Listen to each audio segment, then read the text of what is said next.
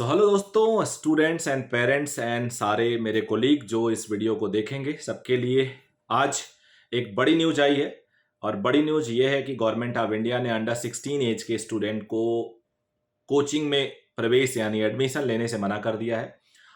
और वो सेकेंडरी यानी 10th क्लास के ऊपर होने चाहिए। अगर कोई ऐसा करता है तो उस पर जुर्माना है। कुछ और गाइडलाइंस कोचिंग के लिए आई हैं, तो इस पर फर्स्ट रिएक्शन मेरा क्या होगा। मेरे कई दोस्तों से, कई मेरे कोलीग, कई मेरे बड़े एग्जीक्यूटिव, कई स्कूल ओनर्स, इन सबके साथ मेरी सुबह कई बार डिस्कशन हुई है। तो मेरा फर्स्ट रिएक्शन यही है कि जब किसी भी चीज़ को आप अति कर दें, एक्सट्रीम पे ले जाते हैं, कुछ ज़्यादा ही करने लगते हैं, होने लगता है, और वो बहुत अच्छा प्रैक्टिस नहीं है, तो ऐसे रिएक्शंस, ऐसे रिजल्ट्स आते ही हैं।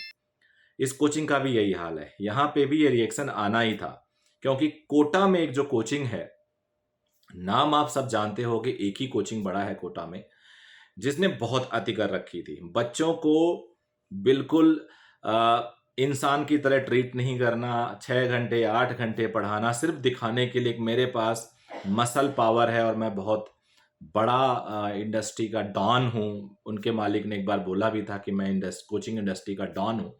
तो ऐसे लोगों की वजह से ये हुआ है।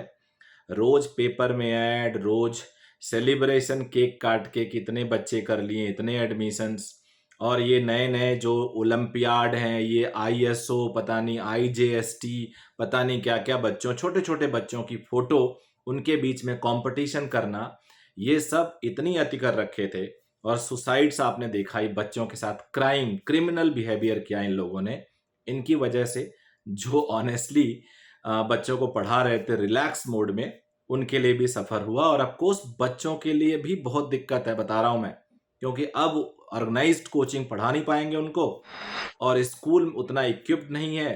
तो नेचुरली जो पेरेंट होते हैं, जो चाहते हैं उनके बच्चे कोचिंग करें, उनके लिए तो दिक्कत होनी ही है। लेकिन हाँ, एज अ कोचिंग ओनर जैसे मैं हूं, तो मैं तो अब कोचिंग बंद कर दूंगा अपनी क्लास 9 10। इस साल मैंने 8 में स्टार्ट किया था, 8 से उसको ही बंद कर दूंगा। मुझे कोई दिक्कत नहीं है, इतना ज़्यादा बच्चा नहीं था कि मुझे कोई परेशानी हो। लेकिन हाँ, ओवरऑल कंसर्न है, और किसी एक की गलती की वजह से ये सबको सजा मिल रही है। तो मेरा रिएक्शन इन सारे पेरेंट्स और बच्चों के लिए यही है कि बच्चों को अच्छे स्कूल में पढ़ाया जाए। अगर अच्छे स्कूल में ये सारी सुविधाएं हैं, वहाँ पे टीचर्स अच्छे हैं, तो बहुत ज़्यादा दिक्कत नहीं होती है। बच्चों को खेलने में लगाइए। पहले से भी मेरा अंदर से मानना रहा है कि 10वीं क्लास तक के बच्चों को बहुत ज़्यादा ऑर्गेनाइज सिस्टम में डालने की ज़रूरत नहीं है। लेकिन एक्चुअली क्या होता है, हम लोग भी एकेडमिशियन है, तो हमें लालच रहता है कि एक क्वालिटी स्टूडेंट 9 से अगर आ जाता है, तो हमारे लिए 11वीं 12वीं में काम आसान हो जाता है। लेकिन ऐसा नहीं है कि सारे बच्चे जो 10वीं 9वीं 10वीं कोचिंग करके आते हैं वही आगे बढ़ेंगे। अब स्कूल वाले भी ऐसा कुछ प्रोग्राम लॉन्च करेंगे जो स्कूल के अंदर ही हो, तो कोचिंग नाम और शक्ल और अपना जो बिहेवियर है, अपना जो अभी आउट कम है, इसका जो बाहर से दिखता है, वो शक्ल चेंज हो जाएगी। लेकिन कोचिंग लगभग वो रहेगा ही रहेगा, और तब तक रहेगा जब तक there is a gap between supply and demand. Supply is very high, demand is very less, तो गैप बना रहेगा। लेकिन हाँ, ये गवर्नमेंट का जो कदम है वो चिंता कर में डालने वाला है कि ऐसा कुछ लोगों की वजह से हुआ है। और धीरे धीरे, मैं बोल रहा हूँ बहुत क्लियरली, कि धीरे धीरे कंपटीशन की कोचिंग वोचिंग कम होती जाएंगी, और बच्चे स्कूल या वहीं पे उनको एजुकेशन दिया जाएगा जिससे वो आगे जाके कुछ अच्छा कर लें। तो बट मेरा यही रिएक्शन है, इससे कुछ खास बहुत ज़्यादा फर्क हम लोग को तो नहीं पड़ेगा, बड़े जियांट लोगों को पड़ सकता है।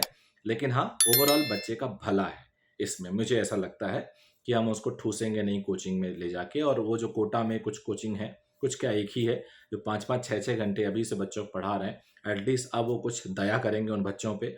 वो बच्चे भी बेचारे खेलें कूदें, क्योंकि बचपना दोबारा नहीं आता। हमें पता है, हम जब इस एज में आते हैं तो हमें लगता है कि यार, ये जो बचपना है ये दोबारा नहीं आएगा, और हमने मिस कर दी। तो प्लीज़ एटलीस्ट उन बच्चों को खेलने दीजिए, उनको एक्सप्लोर करने दीजिए अपनी ज़िंदगी, जिससे कि वो कुछ भी अच्छा जो उनका मन करे वो कर लें। बहुत सारे ऑप्शन है, केवल डॉक्टर और इंजीनियर ही नहीं दुनिया में। So thank you very much, it was all my reaction. आपका क्या व्यू है, आप भी बताइएगा।